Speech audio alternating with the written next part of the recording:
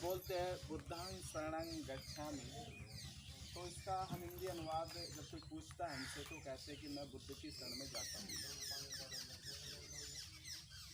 यही उत्तर हम मुझे लगता है कि भारत के हर कार्यक्रम में दिया जाता है। मैं बुद्ध की शरण में जाता हूँ। अब मैं एक लाइन और लिख रहा हूँ, मैं बलिया जाता हूँ। तो मैं बलिया जाता हूँ तो बलिया जाने के लिए मुझे या तो पैदल जाना होगा या साइकिल से जाना होगा, मोटरसाइकिल से, कार से, बाई बस या कोई ट्रेन से। यानी जो भी माध्यम मुझे मिले मैं उस माध्यम से बलिया चला जाऊंगा। यानी इसमें माध्यम है, यानी जाने के लिए आपको कोई माध्यम चाहिए। मैं बुद्ध की शरण में जाता हूँ। अब मैं बुद्ध की शरण में जाता हूँ, पर बुद्ध की शरण में पहले तो तब जाओ पहले निश्चित पता चले कि बुद्ध कहाँ है। जैसे बलिया एक निश्चित प्लेस है, एक स्थान है, पता है कि फला पूर्व दिशा में बलिया मिल जाएगा। तो एक तो उसकी पूरी जानकारी हो जाना है कि बलिया मानचित्र पे किस जगह है, तब मैं उस दिशा की ओर चलूँ। अब मुझे सबसे पहले ये जानना है, मैं जब पढ़ रहा हूँ बुद्धां शरणं गच्छामि, मैं बुद्ध की शरण में जाता हूँ, तो बुद्ध को पहले तो निश्चित ये कर ले कि कहाँ है। तो हमारा इशारा कहाँ जाता है? हम यहाँ इशारा करते हैं। हम यहाँ इशारा करते हैं कि मैं बुद्ध की शरण में जाता हूँ। तो अब यहाँ जाने के लिए पैदल यहाँ नहीं जा सकते हैं, साइकिल, मोटरसाइकिल, कार से तो यहाँ जा नहीं सकते हैं। अभी हमने जब वंदना करी, हम वंदना के माध्यम से भी नहीं जा सकते हैं। तो बुद्ध की शरण में कैसे जाया जाए? क्योंकि अभी बुद्ध की चित्र लगी हुई है, जो उनकी प्रतिमा है वह स्वयं अपने जीवन में जब उनको संबोधि प्राप्त हुई तो वो स्वयं कहते हैं बुद्धां शरणं गच्छामि। वो भी कहते हैं, हम भी कह रहे, यानी कि मेरी शरण वो तो है ही नहीं है, क्योंकि वो स्वयं कह रहे बुद्ध की शरण में मैं जाता हूँ। यानी बुद्ध भी कह रहे हैं कि मैं बुद्ध की शरण में जाना चाहता हूँ, पर वो शरण है क्या पहले तो हम ये कहते इस भाव को माफ के लो, देख कर लो। जब आप वेदनानुपसना करते, ये वेदनानुपसना आपके जब आप श्वास द्वारा धीरे धीरे जाते तो आपकी श्वास पूरी जीरो शून्य पहुंच जाती है। शून्य पे श्वास पहुंचे तो आप अपने मन यहाँ चित्त पे आ जाते, चित्त से अपना पूरा का पूरा यहाँ शरीर का पूरा निरीक्षण परीक्षण करते हैं। जब पूरे मन से निरीक्षण परीक्षण किया जाता है पूरे शरीर का वेदनानुपसना, तो आपको वहाँ दुखद सुखद वेदनाओं को बैलेंस किया जाता है। यानी फिर दुख का ना तो मुझे भय रहेगा, डर रहेगा, और ना ही सुख की चिंता रहेगी। मैं बैलेंस में आ जाऊंगा। जब बैलेंस में आ जाएगा तो आप बुद्ध खड़े कहते हैं कि दुख भी गया सुख भी गया, तब आता निष्पक्ष। यानी ना तो दुख में आने पे मैं रोऊंगा, ना सुख आने पे चिल्लाऊंगा, ना उस पर मैं नाचूंगा सुख आने पे, ना दुख आने पे गिड़गिड़ाऊंगा मैं। जब निष्पक्षता का भाव बराबर आ जाए, बुद्ध उस निष्पक्षता पे जाते वेदना निष्पक्षता पे, कि वेदना से बाहर आ जाए। अब ये दो चीज काया और वेदना से जब आप और आगे चलते हैं, तब वहां फिर बुद्ध कहते हैं अब आपका नया जन्म होगा, अब आपका नया जन्म होगा। अब आप अपने चेतना में जाते हैं। ये चेतना वो जहां आप जिसे कहते हैं अनकॉन्शियस माइंड में जा रहे हैं। हम चेतना के अनकॉन्शियस माइंड में जाते हैं। ये चीज तब आती है जब बड़ी प्रैक्टिस से जाते हैं, बहुत गंभीरता से जाते, बहुत एकाग्रता के साथ गए हैं। जब वहां जाते फिर वहां का अध्ययन वो जो होता है अल्टरनेट होगा।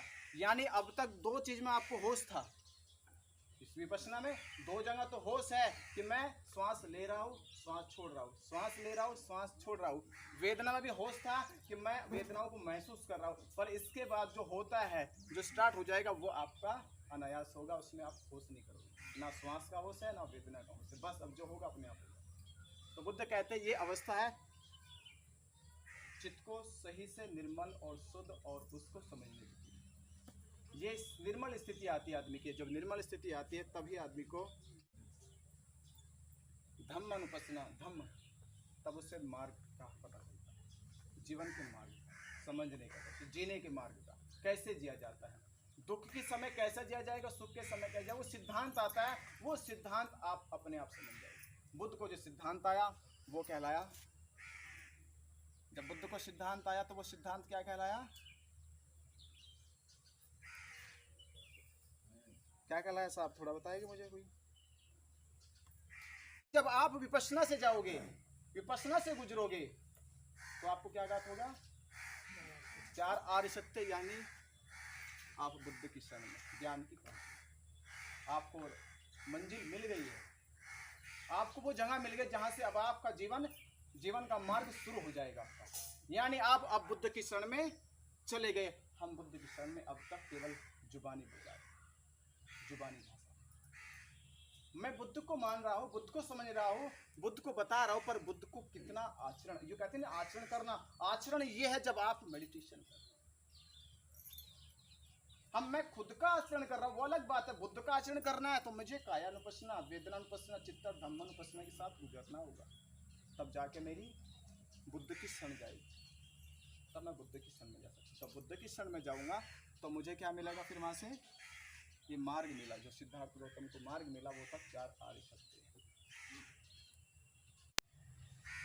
जो धम्म है वो क्या है, शील, समाधि और प्रज्ञा। यानी बुद्ध ने उस दुख निरोध के लिए क्या मार्ग दिया, शील, समाधि, प्रज्ञा। ये शील, समाधि, प्रज्ञा स्तंभ है एक, और इनके 3 शाखाएं हैं। कितनी है, 3 शाखाएं हैं इनकी। आर्याष्टांग मार्ग किन किन को याद है, तो ये पहला क्या है,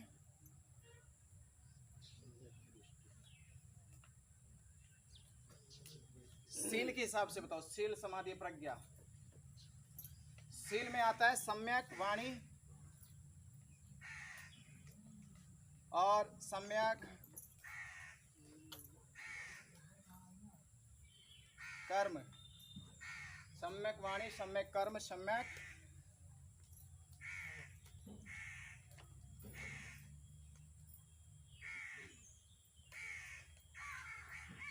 आजीविका।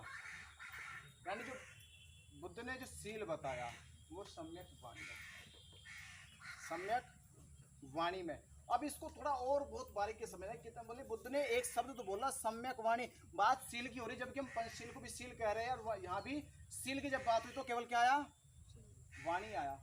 इसको थोड़ा समझ लीजिए, वाणी, जब वाणी बोलते हैं तो ये हमारे प्रथम में आती है, अंत में आती है। ऊर्जा, शारीरिक ऊर्जा का अर्थ यह इन दोनों को समझ लेना कि प्रयास कब होगा, कोई भी फोर्स कब लगेगा, जब उसमें ऊर्जा। अगर ऊर्जा नहीं तो फोर्स नहीं है, पहले ऊर्जा बने, और ऊर्जा हमारे शरीर में मानसिक और शारीरिक है। यानी मन में कोई भी नकारात्मक विचार ना, अगर कोई विचार डिमोटिवेट चला गया तो फिर आप ऊर्जा में प्रयास नहीं करोगे कि आप नकारात्मक हो। तो मन को बचाओ नकारात्मक विचारधारा से, उसमें सकारात्मक विचार की खुराक डालो। जैसे मैं कहता हूँ, हमने सबसे बड़ी निजात ये करी जब से मानव जाति बनी कि हमने अब तक अपने पेट को भरने के लिए अलग अलग व्यंजन बना लिए, अलग अलग व्यंजन बनाए। पर हम मानव जाति के ये भी इतिहास जानते हैं कि मानव केवल भूख के लिए सीमित नहीं है, इसकी भूख कुछ और है, इसकी भूख कुछ और है, क्योंकि पेट की भूख के लिए पूरा पृथ्वी के ऊपर जितना जीव जंतु पशु बड़े बड़े हैं, हमसे ज़्यादा भोजन खाते हैं, पर हम पेट से सीमित नहीं, हम थोड़ा ऊपर चले गए यहाँ पर। अब मैं इतना तो जान गया कि पेट को भरने के लिए मैंने जितने भी यहाँ व्यंजन बने